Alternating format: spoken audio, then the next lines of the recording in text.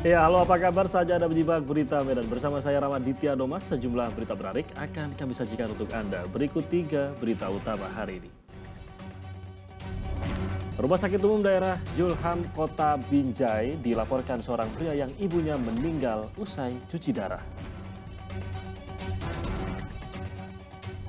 Truk trailer gagal menanjak di jalan lintas Sumatera. Akibatnya, truk memicu kemacetan 6 km. Menjelang bulan suci Ramadan, umat Muslim ramai berziarah ke pemakaman.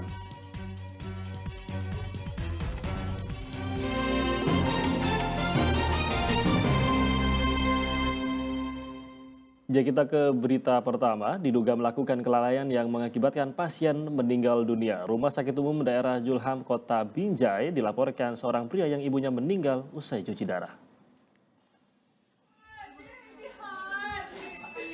Mak, Mak, Mak. Tangisan dan panggilan pada ibunda terdengar keras di ruang ICU Rumah Sakit Umum Daerah Julham Kota Binjai. Sang ibu tampak baru menghembuskan nafas terakhir. Walau sebenarnya tidak diperkenankan merekam video di dalam ruang perawatan, tetapi sang anak terus melakukannya karena menduga ada kesalahan prosedur kesehatan yang dilakukan.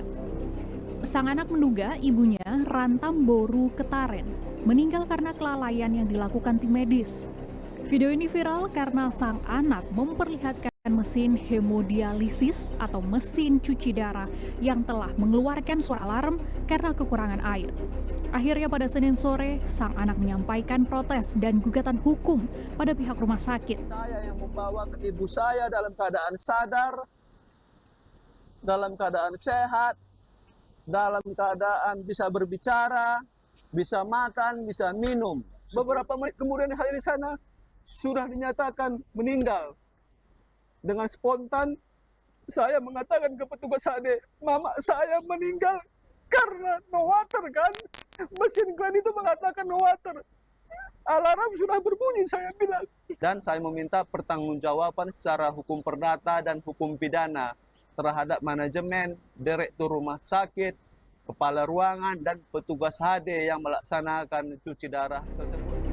Hingga saat ini para wartawan telah berusaha meminta keterangan dari rumah sakit, tetapi belum ada keterangan resmi dari pihak manajemen rumah sakit daerah Julham Kota Binjai.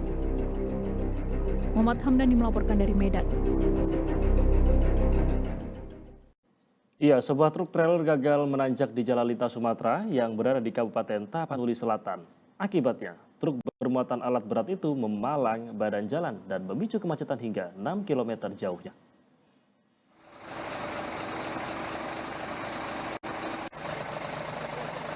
Truk ini sejatinya akan melintas dari arah kota Sibolga menuju kota Padang Sidempuan. Namun, belum sampai tujuan, truk trailer ini terjebak di tengah jalan. Truk dengan 26 roda yang mengangkut alat berat ini tak kuat melintasi tanjakan di desa Sianggunan, Tapanuli Selatan. Alhasil truk pun memalang nyaris seluruh badan jalan. Kendaraan roda 4 pun tidak dapat melintasi jalan yang menghubungkan kota Padang, Sumatera Barat menuju kota Medan tersebut. Warga setempat berusaha membantu pengendara roda 2 dengan membuat jalur alternatif di tepi jalan. Alat berat karena tidak sanggup menanjak karena ada kendaraan di depan hingga tergelincir hingga menghambat kedua arus lintas baik dari Tapsel menuju Sibolga begitu juga sebaliknya Sibolga menuju Tapsel. Hari ini kita lakukan upaya evakuasi, alat berat sudah datang, bisa rekan-rekan lihat. Akibat peristiwa ini kemacetan hingga 6 km tak terhindarkan. Rizky Ramadan melaporkan dari Tapanuli Selatan. Ya, cuaca ekstrim menyebabkan banjir bandang di Kabupaten Dairi, Sumatera Utara. Selain menyebabkan longsor, banjir juga menyebabkan sejumlah bangunan rusak.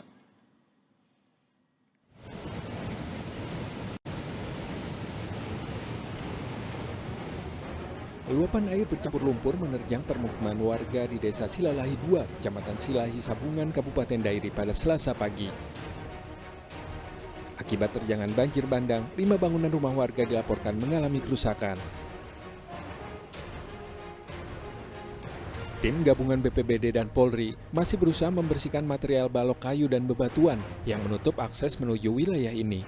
Yang ini tadi makan waktu yang sangat panjang, hampir 2 jam ini. Karena pohonnya sangat Karena gede. pohonnya gede, itu jatuh dan kita sudah potongin dulu baru kita tangani melalui alat berat, backloader kita.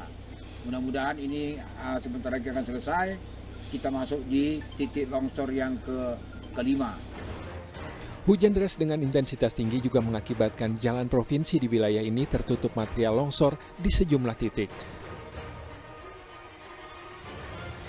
Pemerintah setempat telah berkoordinasi dengan pemerintah Provinsi Sumatera Utara untuk merehabilitasi jalan yang terdampak longsor. Nah, ini kita lagi mau ke lokasi aja pun belum bisa, tapi namun camat yang ada di pemukiman atau di daerah di bawah yang terjadi banjir bandang sudah mendata siapa aja korban-korban yang kena, itu juga kepala desa dan aparatnya udah turun semua di situ. Tidak ada korban jiwa dalam peristiwa ini, namun masyarakat diminta waspada mengantisipasi banjir dan longsor susulan. Tuti Alawiyah Lubis melaporkan dari Dairi, Sumatera Utara. Ya, sementara itu dugaan perundungan hingga berujung penganiayaan. Korban akhirnya datangi Mapolres Samosir bersama ibunya. Korban pelajar SMA Negeri 1 Onanrunggu, Kecamatan Onanrunggu, Kabupaten Samosir, Sumatera Utara. Diduga pelaku berjumlah 8 orang yang kerap melakukan perundungan. Namun, pihak sekolah enggan memberikan penjelasan terkait kejadian tersebut.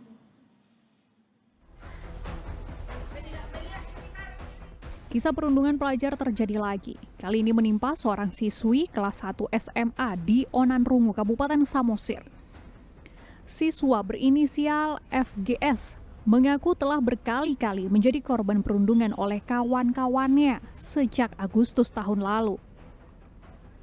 Diduga pelaku perundungan berjumlah 8 orang yang melakukan kekerasan saat di sekolah dengan sebuah tali plastik untuk mengikat leher korban dan dipukuli dengan batu dan kayu. Tidak tahan dengan perundungan, korban mengadu pada orang tua yang akhirnya melaporkan ke Polres Samosir. Tapi 2 kali nggak dikasih tahunya. Yang pertama yang pas dicerak rukun lehernya itulah dikasih tahu pertama. Itu tanggal berapa?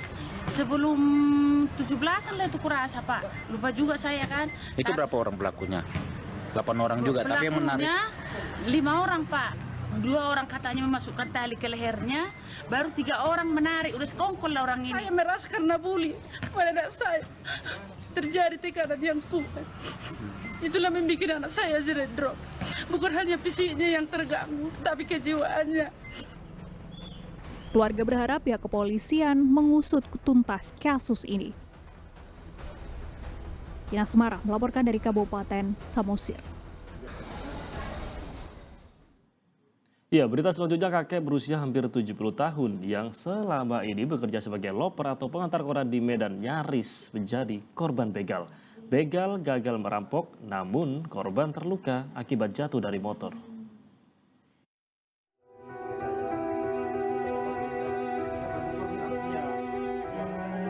Asrizal Piliang tak mengira niatnya mencari nafkah subuh itu harus terhenti akibat diadang begal. Ia kini harus istirahat di rumah sakit memulihkan luka akibat jatuh dari motor saat dibegal. Korban tengah mengantar koran di sekitar Jalan Sutrisno, Kota Medan, ketika 2 pelaku tiba-tiba menyerempet motornya dan mencoba menarik tasnya.